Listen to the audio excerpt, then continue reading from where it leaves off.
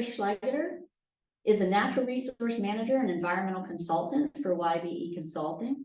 In addition to working in the fields of natural resource management and environmental science, Chris also has spent a significant portion of his career as a professional horse trainer. For the past 20 years, Chris has combined both interests as a prescribed burn manager, working nearly exclusively on horseback. And this is so cool. This is how I started my fire career. And man, do I miss ignition off of horseback. So I'm excited to hear your presentation. Thanks for being here, Chris. Hello, my name is Chris Schlageter, and earlier this year I participated in the UCF research project on prescribed burn team resiliency, and during the interview process I was reminded of a story that my mom tells from when I was about 10 years old. I had a friend over at the house, and like moms will do sometimes, she said, "What do you boys want to do when you grow up?" And so my friend, who was a real intelligent kid, very self-motivated and real confident, immediately says, "Miss Schlageter, I'm going to be a highly successful attorney someday." And so she said, "Well, that's great. It's a good goal to have." And then she said, "Chris, what do you want to do when you grow up?" And I thought for a minute, and I said, "Well, I think I'll just ride my horse in the woods and light fires." And so she was, to her credit, she was equally supportive of my answer. And as it turns out, today my friend is a highly successful attorney, and I'm going to talk to you about horseback ignition as an effective tool for modern prescribed burn management, otherwise known as riding my horse in the woods and lighting fires. I realize that for folks that haven't been around it before, seen it, pairing horses and fire might seem like an odd combination, but actually to me, I see the two as very similar and very compatible. So I'll explain that a little bit. It was probably 20 years ago now that I took the interagency prescribed burn course, and of all the great information that we got during that week, there's two things that stood out and that I've always remembered and have kind of shaped my philosophy on fire. The first is I specifically remember Ray Durham telling me to write all my prescriptions in pencil and always have a good eraser, which I've continued to do. And then the other thing is, and for the life of me, I can't remember which speaker it was that said this, but it was one of the first things that was said, is that there is no such term as this speaker said, there is no such term as controlled fire or controlled burning. He said the term we use very specifically is prescribed fire and prescribed burning. And it's a mistake to think that we can control fire. We can ignite it, we can contain it, we can extinguish it, but we don't control fire. And my philosophy on horses has been very much the same. I've spent years training horses. I've actually spent years where my sole source of income was horse training. And I can promise you that we don't control horses. And it's a mistake to think that we do. We train them, we prepare them, we build confidence in them, we teach them patience.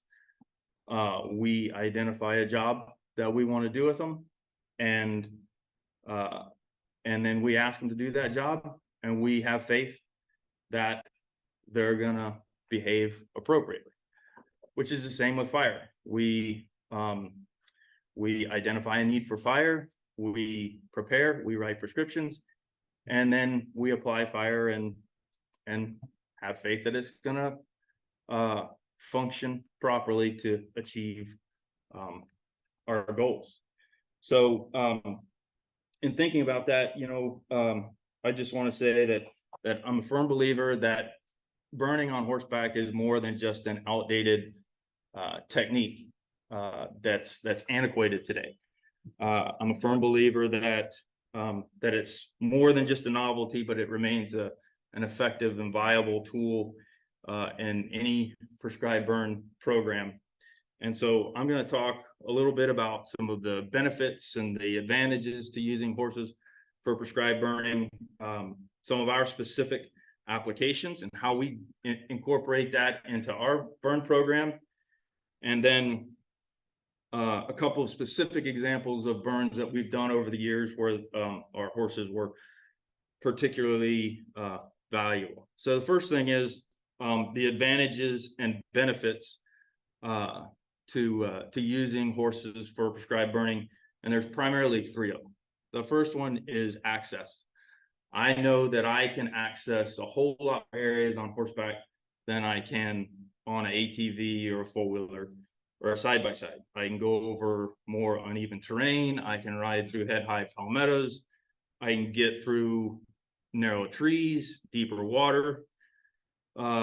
The second one is simple. I can get anywhere on my horse faster than I can on foot. And I'm lazy, and I would rather, if given the choice, I'd rather sit saddle all day than I would walk around. And then the third one is simply that you have a higher vantage point. So I'm 8-9 feet in the air, and I can see spot overs more quickly. I can see inconsistencies in fuels, and I can plan for how my fire is going to carry through a particular unit, and I can make plans for building up my fire as it's backing through a particular area. So as far as our application and how we use horses in our program, so first when we start out, when we do our test fire, when we start establishing our black line and backing the fire off our initial baseline, then at that point, I'm usually out cruising around the unit, trying to look for spot overs and kind of monitoring and seeing how the fire is behaving. And then once we get that black line established, my job is typically to ride around to the interior of the unit, and I pretty much spend the whole burn on the interior of the unit. And so at first, I'm watching the backing fire, making sure that it's moving through consistently and evenly. Like I said, if we've got changes in fuel loads, I'll go and make sure we don't end up with any lagging or bellies and the fire is keeping up with itself on both ends. And then once we've got a pretty good black line established and we're comfortable with how our fire is carrying through the unit, I'll spend the rest of the day working back and forth parallel to my backing fire, literally just running strips in short intervals or dropping point source ignition in areas, trying to keep the fire consolidated. And the advantage of that is I can get more fire on the ground quicker and create a cleaner burn, a more consistent burn where more of our fuels, our target fuels, get consumed, and it gets through the unit much faster that way, giving us time at the end of the day, extra time at the end of the day, where we can move on to another unit, get more acres burned, or we can spend more time mopping up where we might not otherwise have that time at the end of the day. So I'll give you two specific examples of burns that we've done over the years where the horses were particularly essential to what we were doing.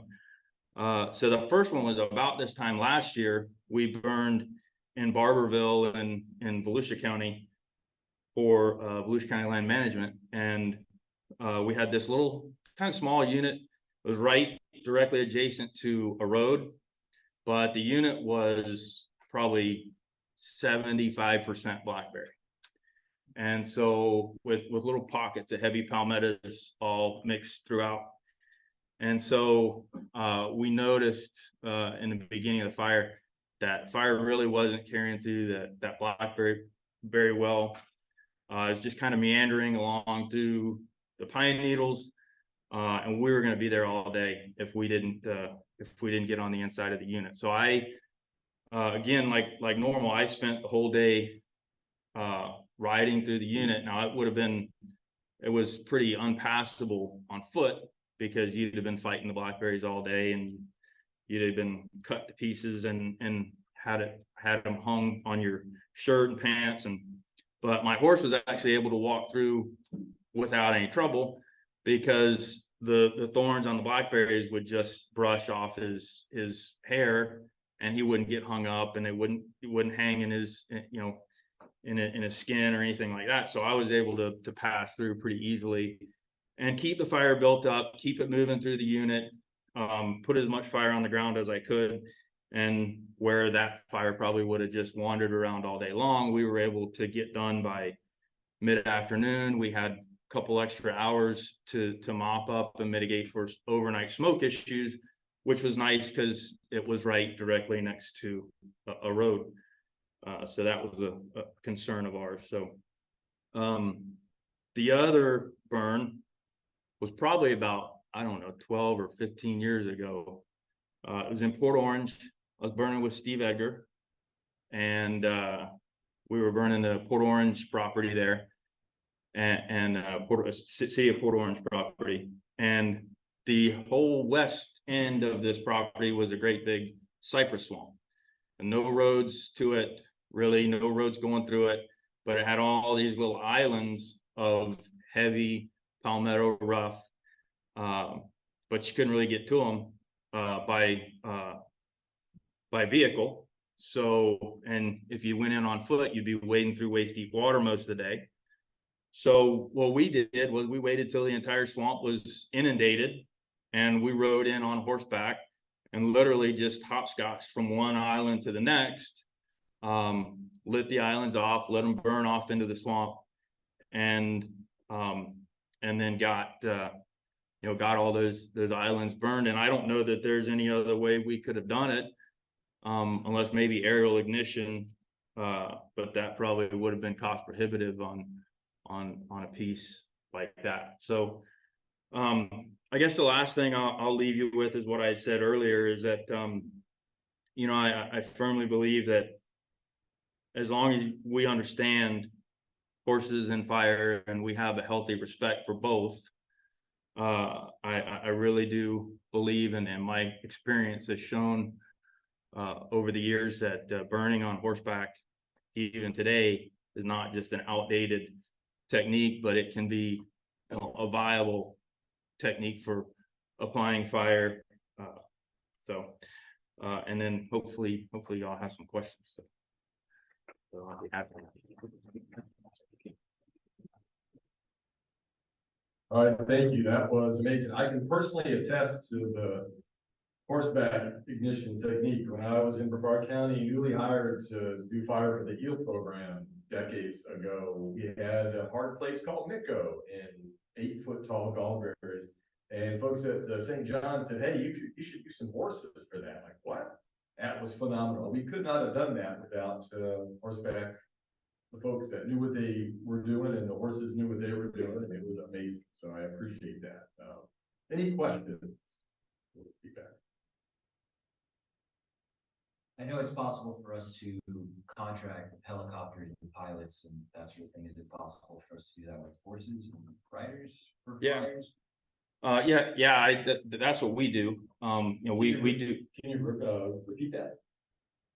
Oh, Just you're asking about, can you contract that? Yeah. Can we contract? You can contract for helicopters. Can you contract for equine horseback ignition? And the answer is yes. That's actually what we do. We do contract burning. We're in the private sector, and we have contracts with a bunch of folks that we do burning for each year. In some cases, we actually plan and boss the burns. In other cases, we're just support. But yeah, we do contract that out. So, anyone else has a question? Let me get over there.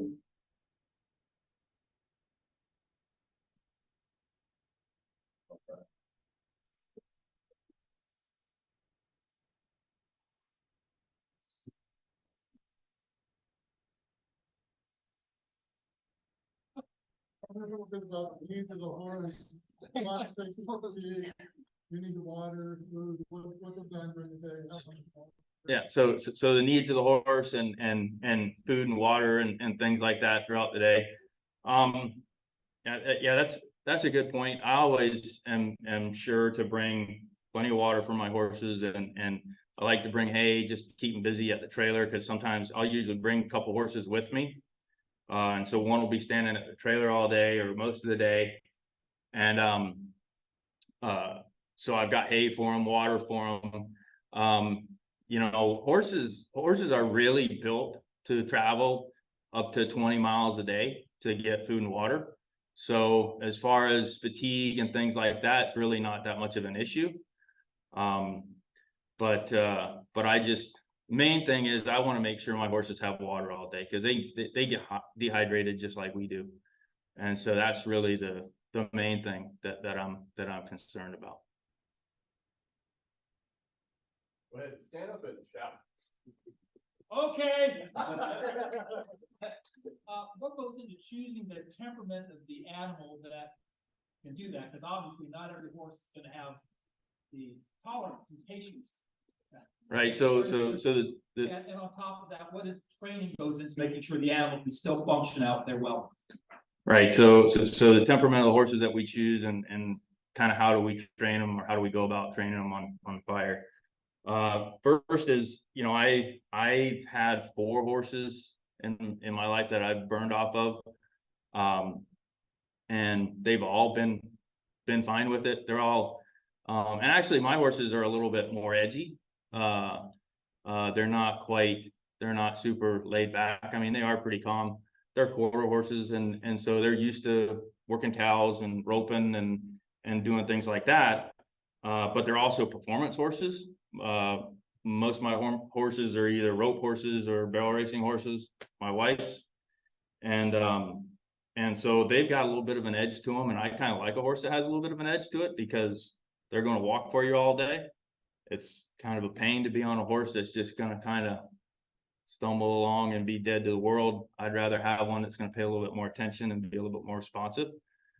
So that's just personal preference for me. And then as far as training goes, you know, my process for training a horse on fire, pretty similar to what I would do for any other type of obstacle when I'm training horses, is first thing I'll do, if this horse's first time on a fire, is as we're lighting the backfire or the test fire, first thing I want to do is keep that horse's nose face tipped towards the fire. Horses are a lot more scared of things they can't see than things they can. And so I want him to see the fire and acknowledge and know that it's there. And I'm just going to stay calm, give him an opportunity to stand quiet, still next to the fire. I give him as much of an opportunity as I can. If he's dancing around and getting nervous and trying to run away from it, then I'm going to take him away from the fire and put him to work real quick. And I'm going to start trotting figure eights. I'm going to lope circles on him. I'm going to get him good and tired. And then I'm going to go back and offer him another chance to stand next to the fire, nice and quiet. Horses want to do 4 things. They want to eat, they want to drink, they want to socialize with each other, and they want to stand and be still. And so if I offer him a chance to stand and be still, 9 times out of 10, if he gets good and tired enough, he'll stand there and be still. And then the other thing too is, you know, one of the things we do when we start training horses on cattle, a lot of horses will be nervous about cows. And so, but as soon as they realize that cow's going to move away from them, all of a sudden they get engaged and get a little bit more intrigued in what's going on and get curious. And so they'll start working those cows and they'll start pushing them. And so the same thing with fire. You know, if we've got a backing fire, as soon as they realize that fire is moving away from them, they actually get kind of interested in what's going on, and they'll follow that fire. You know, and that's a little bit about how I started them on fire. Exactly. Oh, go ahead, Sam, and then, yeah, we burn, we burn our horses, it's really kitchen hands. That was the way we did it. But what about, I haven't had horses in how much toleration can they have to smoke? I have trouble with smoke. I burn a lot, and I get it, I don't like it. Right, so how does the smoke affect horses? And their lungs and their breathing? I have never noticed any issues with my horses, you know, my vet. One thing he always says is, he says, horses are four legs and two lungs, and cows are four legs and something. And so, horses do have such big lungs and such big lung capacity. I really think they can actually handle the smoke better than we can. What about when I'm talking about, dark smoke or UV? Yeah, I mean, I've been in it. I do try to avoid that, as much as possible. You know, sometimes you can't. But, you know, even in that real thick stuff, I mean, they'll walk right through it, and I've never had any coughing problems. I've never noticed any breathing problems or issues like that. The question is about cost. What is your monthly or annual cost to care for and maintain the animals, and then also on the other end, what are your contract costs? So too much. Yeah, I know. So you can repeat that. Yeah, what's the cost? What's kind of the annual cost on horses? And it really varies on what your program is and what you're doing with your horses. My wife and I were talking about it the other night. I think probably per horse, I'm spending, you know, $400 to $500 a month, between feed and hay and farrier services. Depends on if you're trimming feet, your horses are barefoot, if you got 4 shoes all the way around, pads, it can get really elaborate. And then there's supplements, and there's this and that you can give them. But you know, of course, that's before having a property, having a barn, having a trailer, saddles, and all that kind of stuff. But just general maintenance for a month, you know, I'm probably spending $400 to $500 a horse. And contract services, or pricing, it varies. Probably, I think the last time I priced it out, I'm probably in somewhere in the neighborhood of 1,200 to 1,500 a day on just for me and my horse, and maybe a four-wheeler or something like that. So. Any, questions on this side? Yes. Have you worked with any sort of fire suppression off horses in similar to UTV or any other experience? Yeah, so fire suppression off horses, no. And the main reason is because I'm not a big fan of packing a whole lot of extra stuff on horseback. I'm not crazy about having a whole bunch of stuff that's just gonna get hung, you know, and create a wreck. Now I have actually considered the possibility of creating like bladder bags that would sit like saddlebags. You know, that'd take a little bit of getting used to with pumping the water out, and but no, my main goal, my main role on the fire really is ignition. Suppression is not my key role in that. Got time for a couple more? We got one questions. Oh, let's do online, then you in the back. One of them was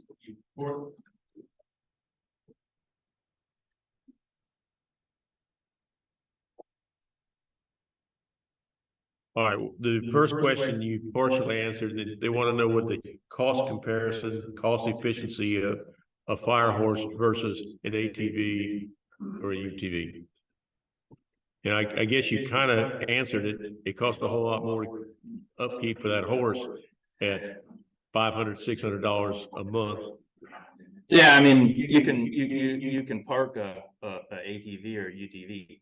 I can't park my horse. I gotta keep feeding him. I can choose not to put fuel in my ATV, but I can't not fuel my horse. So yeah, it's obviously the cost on a horse is going to be pretty consistent and pretty regular. The other question they had was, which other government agencies have you worked with in the past? So I worked with Volusia County. I've worked with Flagler County, State of Port Orange. Those are the main government agencies that I've that I've worked with, doing this horseback ignition.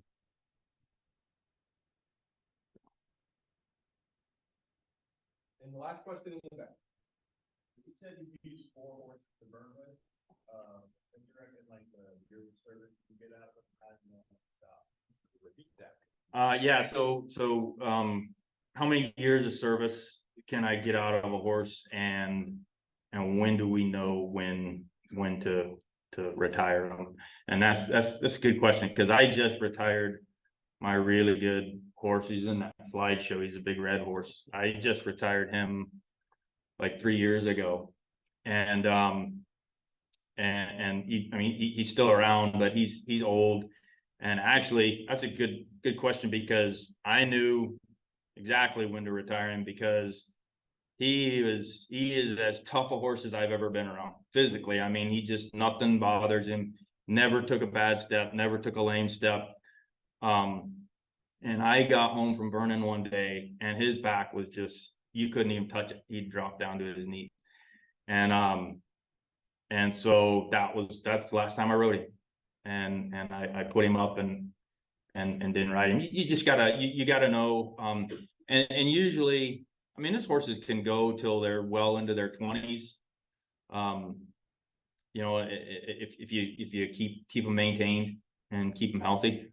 So, yeah. All right, no time left, but you are around all day, right, Chris? Yes. So ask Chris questions. Thank you very much. And I did bring a horse. He's out there. I think we're gonna do a demonstration maybe.